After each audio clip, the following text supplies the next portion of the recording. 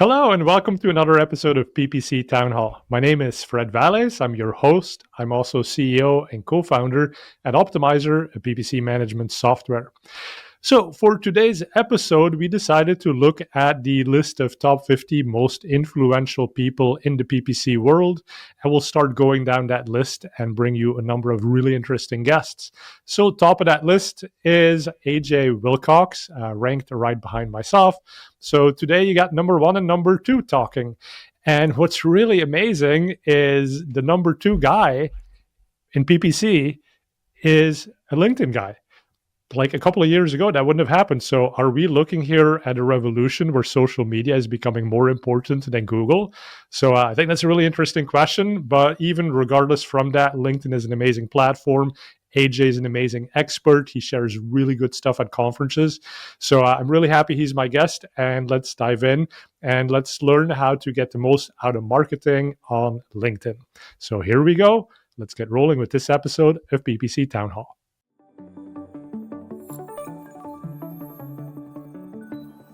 AJ, welcome back to the show. It's good to see you again.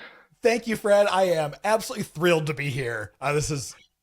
And I'm super flattered that you would have me on. I was very flattered at where I made it on the list for the reason that you just said. Like, I'm a LinkedIn guy. I don't necessarily deserve to be number two on a list, but boy, so grateful. Yeah, no, you deserve to be number one in many things.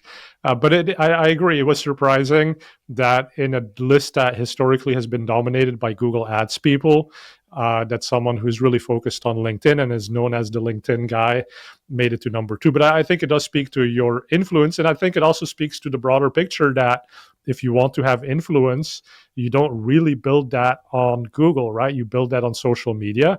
And LinkedIn is exactly that. So that's maybe where we should start. And I'll start with an anecdote, but I was at a conference, HeroConf, which is a very specific PPC conference. And it was owned, or it is, at the time it was owned by Daniel Gilbert and Brain Labs. And so he was giving one of the keynotes. And he got up on stage and he was like, hey, welcome to this PPC event, but you're all in the wrong business. Like, you should all be doing social media and influencer marketing. It was kind of shocking, right? Because these are people who had signed up for a conference to learn about PPC, to learn about Google Ads, and celebrating that industry. And here he is saying that he is shifting his own agency more towards influencer marketing and more towards social media. So, to talk about that and how do you see things? Because you've been in the industry a really long time, and you chose LinkedIn. But you've seen Google Ads and you know how it all fits together, right? So what's your perspective on how are things changing? So I love Google Ads for the reason that it's very simple. And the traffic that comes is very bottom of funnel. They're showing intent by typing the keyword that you're bidding on, and then you show them an ad, that's what they're looking for, and then they convert. So I know when someone comes and talks to me, if they've kind of started out on Google Ads, because they say, oh, what's the average cost per lead on LinkedIn? And I have to stop them and go, that's Google Ads talking. Social is very different.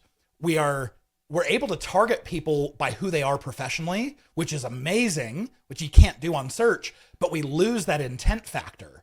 So we're interrupting people. We're putting our ads in front of the right people, but now we have to get their attention and educate them and nurture them. So we go from it being a one-step process of, hey, let's just get you right to the bottom of the funnel, to now what we treat as a three-stage funnel, where we get your attention, give you a little bit of value, keep nurturing you until we finally say, hey, you look interested, like we should talk. And so because you have to work people through three stages and multiple touches, it's going to cost more. And LinkedIn CPCs, we pay a premium there compared to Meta and other social platforms. So they're very, very different. But I love especially comparing LinkedIn and Google, because I think every B2B company needs them both. Google is going to be amazing at the bottom of the funnel when someone's ready. But LinkedIn, we're able to educate people and teach people who didn't even know that this keyword existed, or maybe there isn't a keyword out there that describes your industry yet. And so they wouldn't have searched for you on Google anyway. We're reaching people in a disruptive kind of way. Yeah, exactly. And that makes total sense, right? I mean, it's different stages of the consumer journey. And specifically, when you think about LinkedIn, it is really applicable to B2B. Now, looking at the growth of this platform, how have you seen LinkedIn? Is it getting bigger? Are there different types of people? Like one stat that I saw is that the content that's on LinkedIn is doubling in length over the past couple of years. And so there's all of these shifts within the platform. What is that doing to engagement and the types of people that are on it? Yeah, the LinkedIn as a platform. So, just for background, I've been advertising for 14 years now, and back when I very first started, CPCs were $2, and over time, I've just watched them climb and climb. And we're as an agency, our clients are paying like $7 to $9 per click. Mhm. But if you talk and pull other people who may not do as much or may not know like how to get better at bidding and getting lower costs, I audit accounts all the time that are spending 16, 20, $25 per click. And so that's the growth, and it's become exponential in the last few years. For the first, I would say, 7 years of me being in business, I was the only LinkedIn ads agency. And then in the last 2, 3 years, I actually now have competition, and we're friendly Mhm. competition, but I'm seeing other agencies who they're saying the same thing. We're wholly focused and we're all surviving. We all have enough clients, and we're all growing. So definitely seems like growth of the platform. I mean, definitely we see that, but then that translates to people saying, "Hey, we need to be doing LinkedIn ads. Let's get help." And so we're seeing the ads raise in cost and more people being interested. Right. And so as it becomes a more valuable platform and more competitive, the prices go up. And part of that, I guess, is there's more advertisers coming in for the same set of sales that are potentially out there. So if you're competing more heavily for that, it's going to go up in price. Yep. But there's also a question around generative AI. And nowadays, it is so much easier for someone to post frequently Yeah. because GPT will write it for you, and it'll. And at one point was even for non-English speakers, it really opens up the platform because now they can communicate in English in a very polished manner, even if they put in what their thoughts were, say in French or in Spanish or in German, and GPT will just make it a great post. So it makes it more possible to post frequently. It kind of incentivizes longer posts because as a user, there's no difference in saying, "Hey, write me a post that's one paragraph or five paragraphs," right? Um, how do you see that shifting the platform itself? Like, is the value of the platform still there, or is it becoming a little bit inundated with AI content? And what does that do for advertisers? It is becoming a little inundated with AI, not going to lie. But I would say I think that's a huge opportunity for good marketers because, you and I both know this very well. When other people are zigging, you zag because marketing is all about standing out.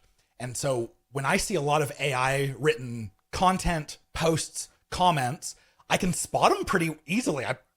Mhm. Obviously, you don't know, but I'm guessing I can spot like 95% of them. And those who are using AI to post, I go, I'm not going to engage with your content because that's not really you. And I could just go ask ChatGPT. So I think it's a huge opportunity for good marketers who are willing to go out and write things specifically that AI would not write. Like Mhm. we write in a way that stands out that everyone can tell that it's authentic. And I think it's just going to help us stand out even more. Yeah, and I think both of us have spoken at many conferences, and one thing that the audience finds valuable is not that we get up there with theoretical examples, but we get up there with like, I've tried this and this is what worked specifically, and like these were the nuances and these were the settings we had to deploy. And even if your presentation remains at a high level, the fact that you can now have a Q&A session with the audience and they can ask you those specifics and you can have an answer because you've actually lived that experience, that's what makes it unique, right? And I think that has to also hopefully shine through in whatever you post on social media. And so, how do you help people then when they're producing content, or when you think about advertising on LinkedIn? Is that just purely like CPC ads, or do you also think about that as let's do some organic work and let's ultimately boost that, or do you see that as two separate things?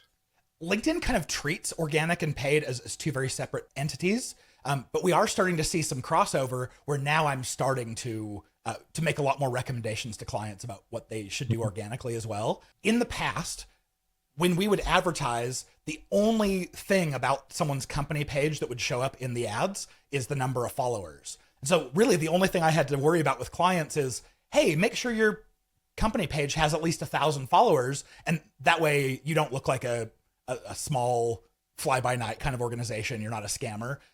We just want some organic proof there. But now in the last couple years, LinkedIn have launched thought leader ads. And these are by far the highest performing ad on LinkedIn. And the reason why is because we are now able to promote an individual's post rather than a company's post. And of course, we all know if you're scrolling down the screen and you see a post from a company you've never heard of, more than likely you're just going to keep scrolling. But a face, you're going to stop and go, do I know this person? Should I know this person? What are they saying? Is it interesting? And so we're seeing engagement rates that are 5 to 10 times higher from this. So now I'm starting to go out of my way and say, ooh, thought leader ads are so important. They're so much cheaper. They're higher engagement, really good at creating retargeting audiences that we want. Now I'm coaching the clients a lot on here's what you should be posting organically from your personal profiles so we can then boost it. Interesting. Yeah, people buy from people ultimately. Yeah. And when you're coaching your clients to produce these organic posts that can ultimately be boosted as a thought leader ad, how do you think about that in organizations? Because thought leader ads, if I understand correctly, as a company, you can boost anyone's content so long as you have permission. And so that could be people from within your company, but it could also be outside experts. So LinkedIn should probably be boosting some of the things you say because it helps their ecosystem of advertisers. So how do you think as a company about fostering that community of the credible experts who you can ultimately boost through a thought leader ad? Yeah, we're doing this in lots of ways. For the first year we had thought leader ads, we could only boost an employee's post. It was actually about a year ago, LinkedIn released, it was on April Fool's Day, which seems silly. People were wondering if it was real, but it allowed, like you said, we can now boost anyone's post. We just have to get their permission. So this opened it up to influencers, like you talk about, and customers, and really anything. So I don't know that there's I'm not aware of companies that are doing really good social listening on LinkedIn. I don't know if LinkedIn allows that, but this seems like a really good opportunity for brands to go out and search post content, see if you can find customers who are posting about how much they love your product or service, and then reach out and see if you can, if they would be okay with you boosting their post. We have a higher ed organization we work with who they went out to 20 of their alumni who've moved on and are super successful. And they've just said, hey, would love for you to share your experience about getting your MBA with us as a LinkedIn post. And we'd love to put some dollars behind it. And no one yet of those 20 has said, I need you to pay me for this. They see the intrinsic value of, oh, you're going to put dollars behind showing my posts to your audience, and I'm going to get followers and attention and name recognition. Sure. Yeah, I'll give you permission. So it seems to be a real win for influencer marketing, and it's not costing a lot right now. Yeah, that's really fascinating because I think influencer marketing, or when my kids say they want to be influencers, and actually my kids are a little bit too young to like truly say it in that way, but they all see it, right? They want to be on YouTube. They want to get likes. Yep. But recently there was an article in the Wall Street Journal about where it's now possible to be sort of a business to business influencer, and Instagram just hasn't been for that, right? But you see that happening now on LinkedIn, where you could actually potentially make a living, maybe a small living, maybe it's not a ton of money, but you could get compensated for the things that you know and the things that you do. By the way, have you been approached by anyone as the number 2 influencer in this space? Is anyone paying you? I have actually. I've worked a couple influencer deals that have been really interesting. Like I've been approached by several where I go, I don't want to be the face of your product because I'm not a believer in your product yet. But for those that I am, like Zapier's brought me in for a couple influencer campaigns, and LinkedIn themselves have brought me in 3 now, and I love it. But obviously, I want to make sure that those are still, it's an ad, but it's still authentic. Like I'm telling my actual experience with their product, and then the authenticity comes through. So I love it. I love seeing what it's doing for me. It's not adding a ton to my income. I think most of the people on LinkedIn already have a pretty solid income. So I kind of wondered, like, what's influencer marketing going to look like in B2B when everyone already has money? But I'm seeing it, and it's fun to participate in. Yeah. Yeah. And maybe this is sort of the beginning. And we see how far it's come on, other platforms. So maybe we'll get there too. Maybe you won't have an agency soon anymore. And by the way, like, speaking of running an agency, let's talk about that too, right? Like, the word is out there that 95% of marketers will lose their jobs due to generative AI. That's what Sam Altman was saying. How has Gen AI shifted your agency life? I wanted it to shift my life so much. I have played with generative AI in about every way I can think of.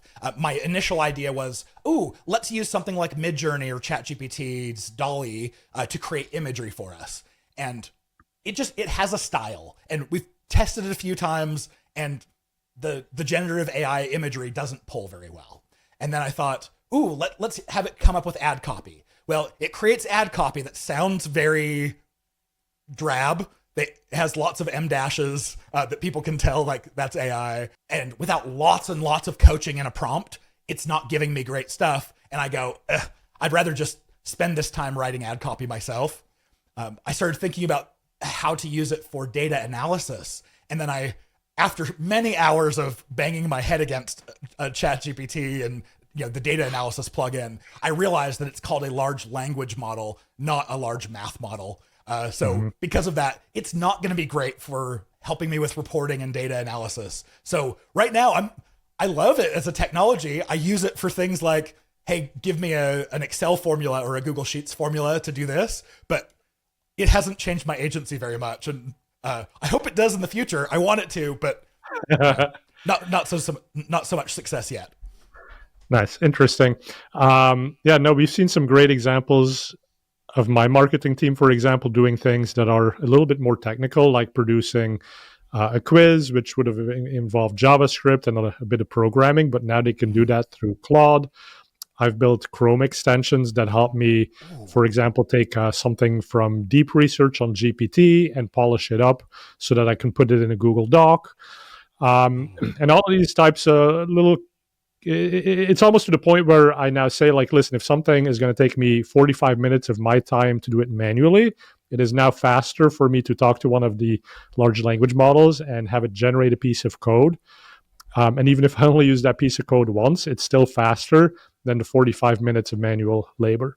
So totally agreed. Changing things, but then also, as the CEO at the company, I play with a lot of stuff, and what comes out of it is not production level perfect.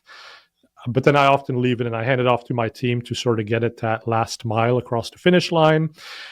So I can totally see how in an agency it's not quite delivering yet. But also, I mean, people are talking about how for the past 2 years we've talked about the promise of generative AI. Now is when we actually have to instrument these things, how we have to put them together, and now. It's the complicated stuff, right? How do you bring the data into it? How do you bring your company perspective, your brand guidelines, make all of that work? But, every day gets better, more promising. So I'm quite hopeful for it. Well, and I will say on the personal side, AI has totally changed things for me. I use a note taker in all my meetings called Ask Elephant. And what's so cool about it, it immediately generates a transcript of the whole meeting and stores it. And so, I can select multiple of my meetings. I can say with this one client, pull in the last 5 meetings, and then I get to just ask it questions like, what were my action items from the last call, and what were what was the audience we were talking about here? What timestamp was that at? And it has revolutionized meeting and note taking for me. I also have a really cool integration on my phone where I just open up the voice recorder app, and whatever I record automatically goes through the Whisper API. And gets transcribed, gives me a summary, and it costs 40 cents per hour to generate, a wonderful transcript. So I'm loving it. I want to keep seeing AI come and move forward, make my life easier. I just haven't seen where it's helping me with clients yet, but we'll get there. Yeah.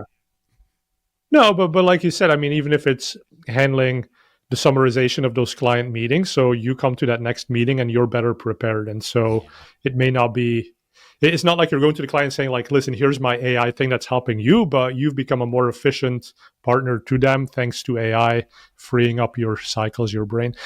By the way, do you have one of these yet? The B computer? No, I don't. Okay, so this is constantly listening. It does have an off toggle, so I can mute it, but it's kind of like the transcriber for your Zoom meetings, but for your whole life. So I don't even have to pull out my phone to record. It is constantly listening, and it gives me a summary at the end of my day. And I can also interact with it. So I can say like, oh, last week I was talking to a person on my marketing team, and I can't remember what the action items were. Can you remind me? And then it just spits it out, and it's amazing. It's like my memory now. Ooh, can it tell when there are different speakers? Like if you were having a conversation, would it know this is someone else speaking? Okay, cool. Yes. So it'll recognize my voice. The other voices it has to be trained on. So it often just says it's another speaker. It doesn't know who it is. Although in our example now, because I've introduced you at the beginning of the call, it would know this was a conversation with you. And I'd be able to reference that back to say, what did I talk to AJ about? Where it goes a little bit off the rails still is if I'm listening to music, some sad song about relationship problems. At the end of the day, it's like, yeah, well, it looks like you're having some trouble there with your relationships. It's like, nope, that was not me. That was the music. Yeah. All right, good. So we recently did an episode on PPC Town Hall where we asked Andrew Lolk and Julie Friedman-Baccini the things they would stop doing, start doing, and do more of in 2025. Now, I know you've given amazing presentations with like the playbook for B2B on LinkedIn. So I kind of wanted to frame it along those ways. But thinking of 2025 and going forward, like what are you most excited about and what are you doubling down on first? Yeah. The progression of B2B, like when I very first started advertising on LinkedIn, everyone would just go right for the kill. You target a cold audience with an ad that says, get a demo, talk to someone in sales. And that worked for a little while, but over time, people got sick of it. And then marketers moved to this like, ooh, let's do gated content. Let me offer a free guide or a checklist. And then my sales team is going to follow up with you and see if you want to get on a sales call after downloading the content. And in the last 3-4 years, we've found that this has really not been working. You know, some people still do it, but we don't find that gated content does very well at driving sales. And so we've gone all in on a 3-stage funnel. What we found from 2 recent tests we ran, they were like, $90,000 in ad spend across 2 different accounts. We created a stage 1, stage 2, and stage 3 funnel where to get into stage 3, you had to have interacted with both a stage 1 ad and a stage 2 ad. And what we found is showing the same kind of conversion call to action. Stage 3 had a 5 times higher conversion rate than stage 2. And stage 2 had a 5 times higher conversion rate than stage 1. And it persisted across multiple accounts. And so what we took this to mean is, all right, for all clients, we need to be doing a 3-stage funnel, because investing in every additional stage you go down, conversion rates just get stronger and stronger. And it's proof that every additional touch, you're getting someone to know, like, and trust you a little bit better. So that's the thing, that and video, I'm going all in on in 2025. Yeah, so let's talk about video in a second here, but basically what you're saying is look at your SQLs, your MQLs. Those are the metrics that matter. Don't care about vanity metrics, because cool if you have 1,000 people liking your content, responding to it, but ultimately you want them to go through these 3 stages of qualifying themselves. And that also helps your sales team then focus where the potential is high, right? As opposed to wasting time with someone who's barely showed interest. And oftentimes, I mean, we download white papers, so we put on our name because, we want to read what the content is. It doesn't mean that I'm actually in market. And now the sales team is wasting effort with that. Exactly. I do want to spitball something here that I'm connecting some dots here. So Tinder, the dating app, has a new thing called the game. And the game is where you can go and see if you have game by talking to a bot and being put into a scenario where you're potentially meeting someone today. And the whole premise of it is it's the judgment-free zone. And it's great because you can talk to a bot and you can try some pickup lines that otherwise you might not have tried. Now, equating that to sales and LinkedIn, it's kind of the same thing you're saying, right? Like, I think a lot of prospective buyers are hesitant to talk to a salesperson because that sounds icky. That sounds like they're going to push me to try to do something that is good for them because they want to meet quota, but not necessarily good for me.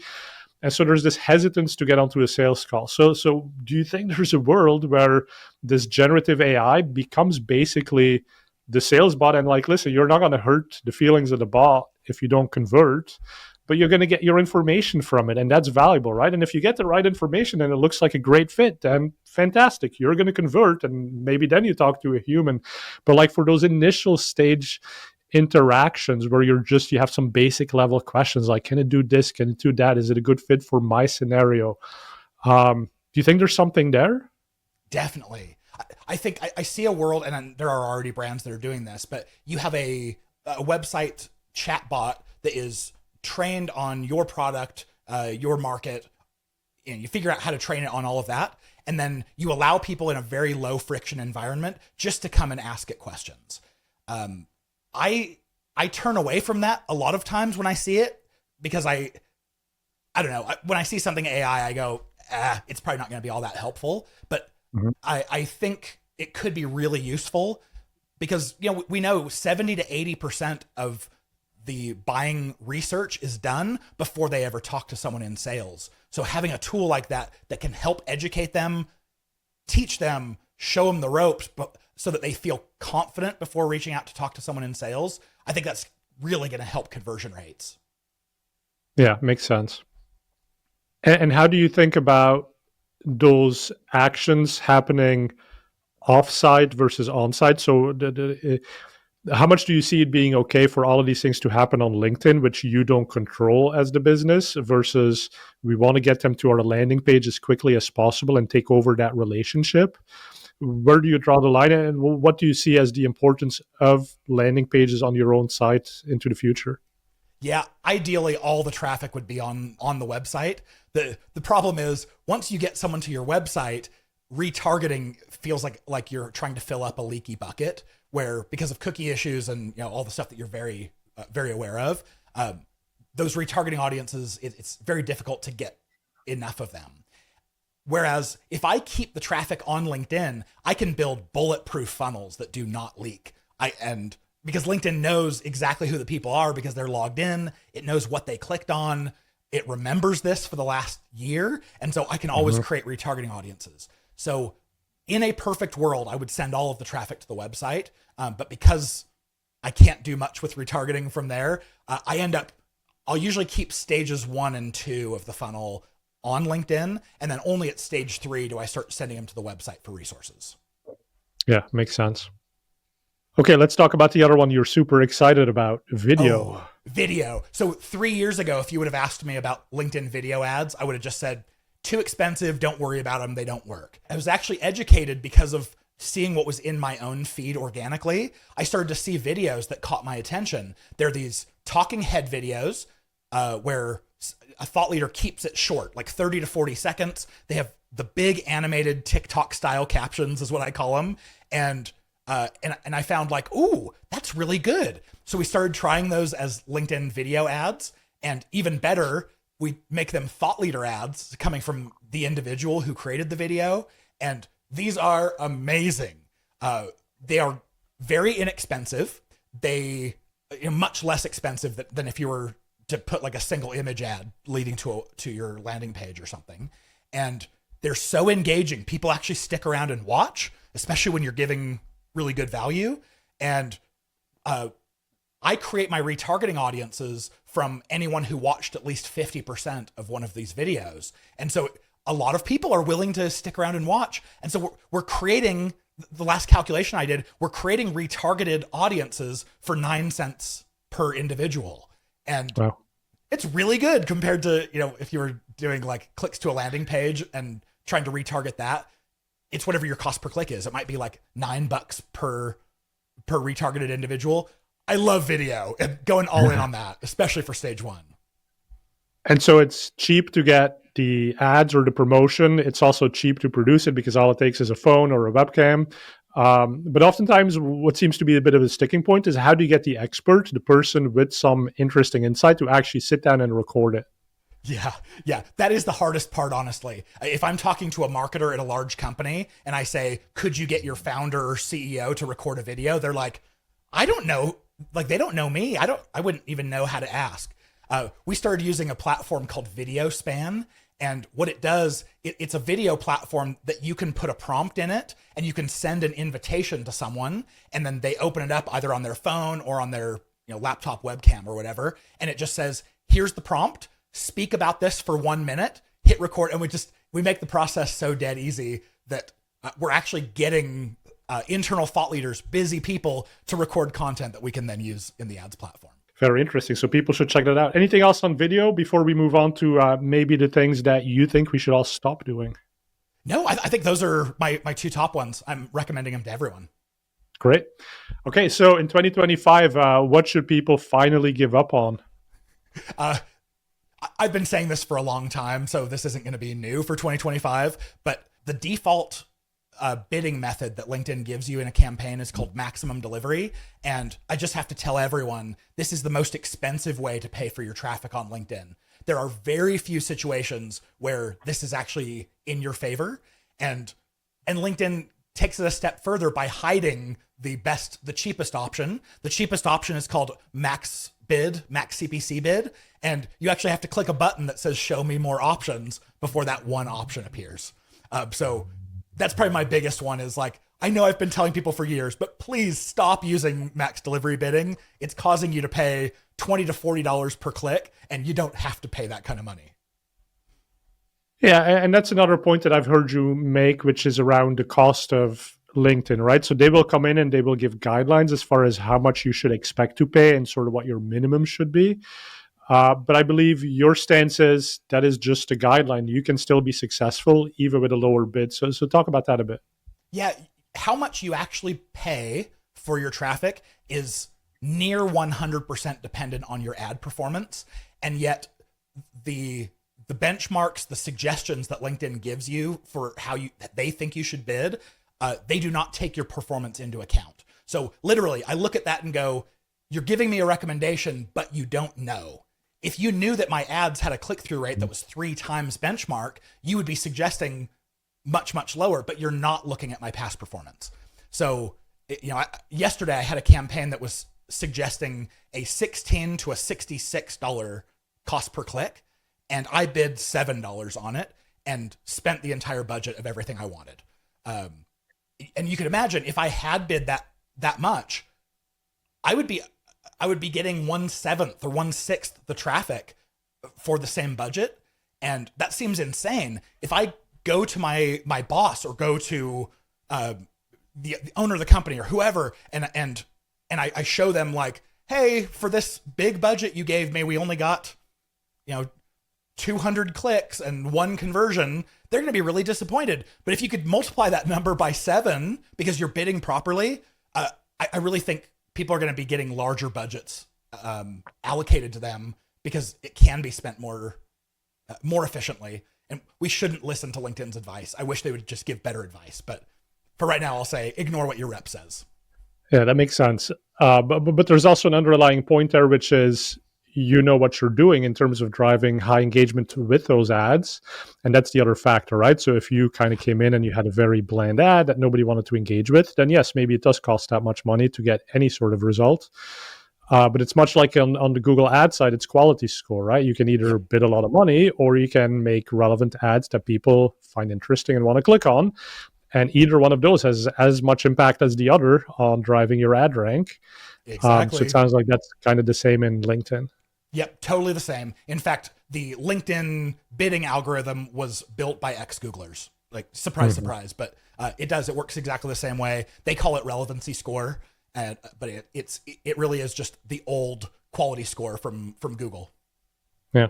Hey, if there's something out there that works quite well, why reinvent it, right? I agree. It's pretty brilliant. Speaking of algorithms, to talk a bit about the post algorithm. So there's a number of tools out there that will basically create pods of people who like each other's content, because that tells the algorithm, oh, there's engagement, so we should boost that, maybe show it to other people.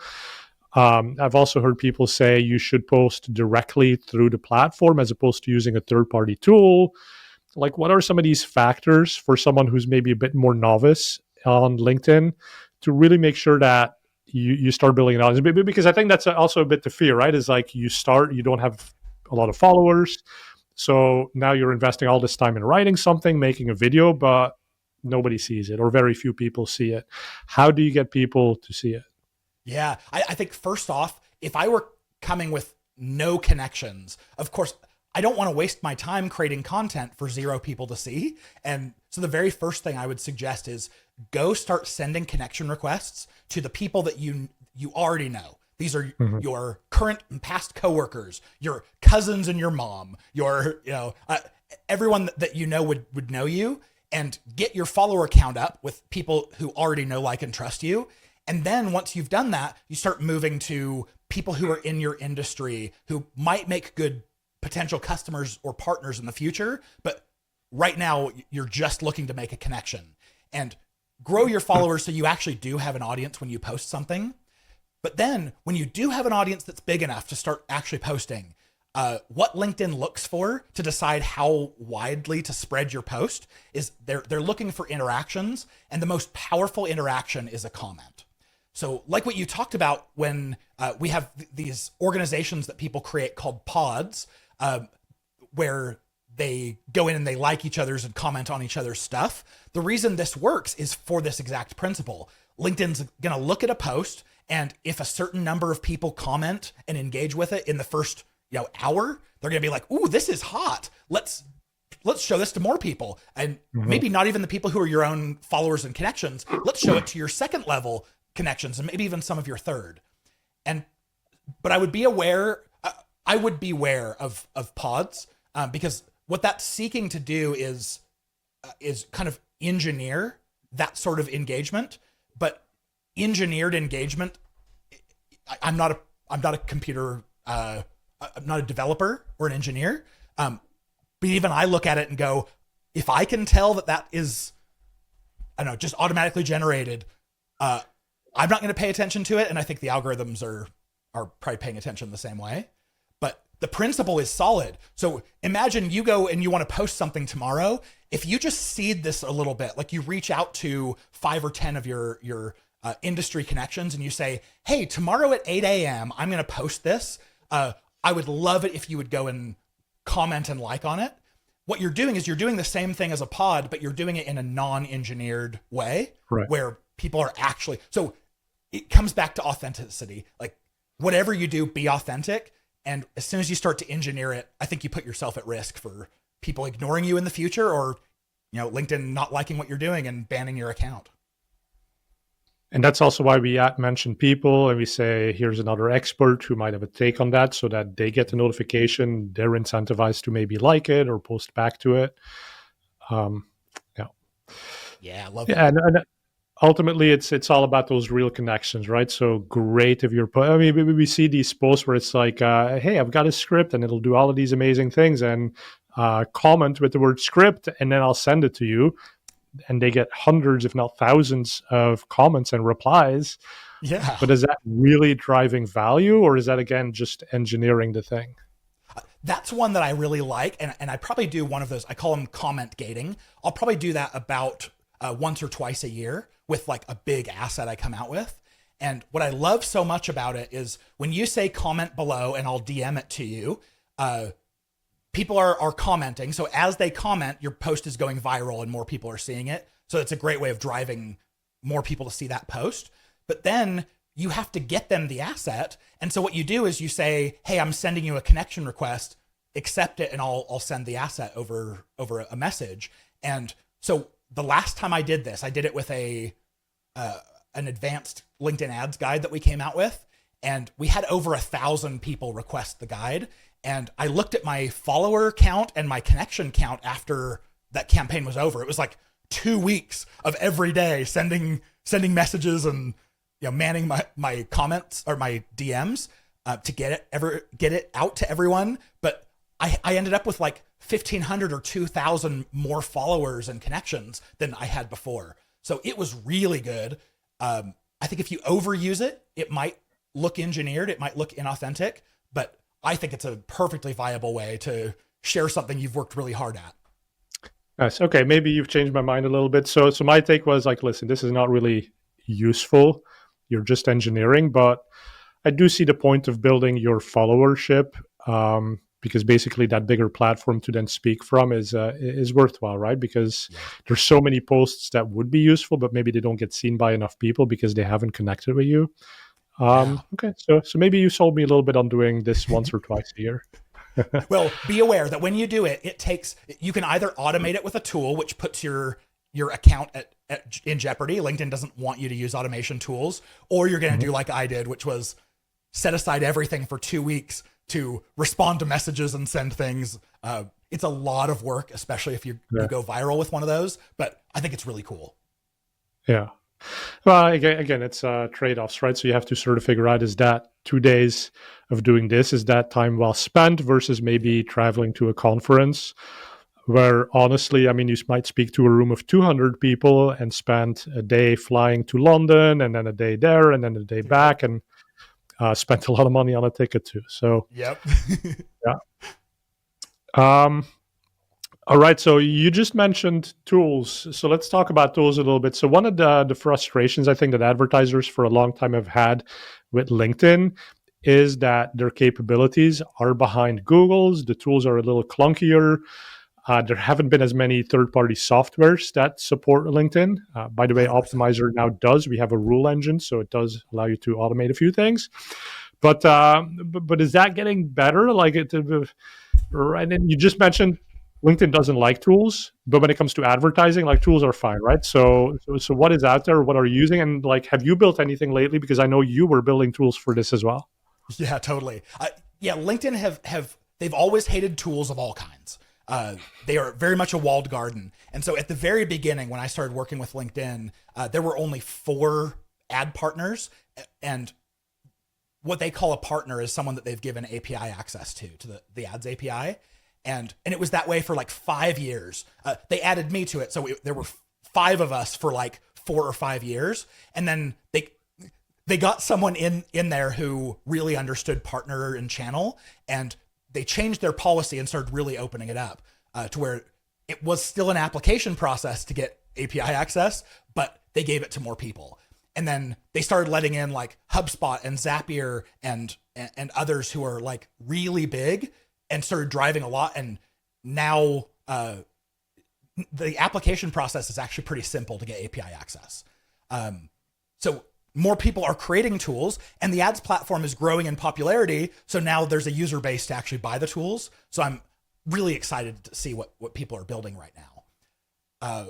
Organically, they still don't like tools. LinkedIn's owned by Microsoft, who has a big stake in OpenAI. So they're trying to stick AI into everything.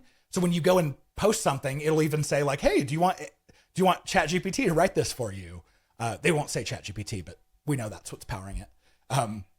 And so they're trying to give us more AI kinds of ways. But if they catch you using a tool, whether it's a Chrome extension that automates something or something like Phantom Buster, they'll shut your account down, and it's a pain to get your access back. They slap you on the wrist. So yeah, that's kind of the landscape of tools. Like there are plenty of people who create tools, but you're at risk if you use them. Yeah. My own tool. So first of all, I've used Optimizer's rule engine, and it's awesome. So huge shout out to that. Thank you. We've built our own tools, and we've actually had these for a long time and haven't offered them publicly, but we built like the Google Ads editor, but for LinkedIn. So we can bulk create campaigns, bulk create ads, all from spreadsheets, make adjustments across the account.